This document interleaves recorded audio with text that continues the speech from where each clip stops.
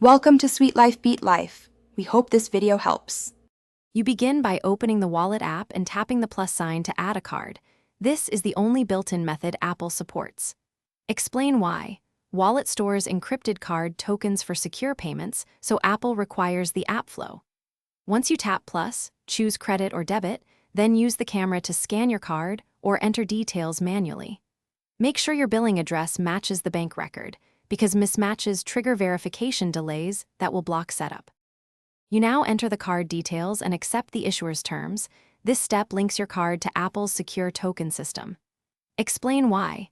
The bank must authorize tokenization, which replaces your card number with a device-specific code for safety. Once you pick a verification method, watch for a one-time code or an in-app approval request.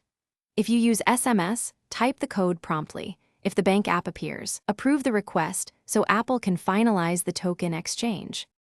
You finish by confirming the card and wallet. Set it as default if you want quick payments. Explain why. Default selection and express transit control how payments route and speed up checkout. If verification fails, make sure the billing address, name, and card status match your bank records and check for spending limits or holds.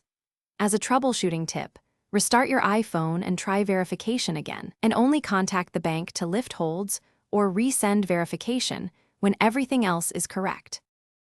Thanks for watching. Consider subscribing if we helped you.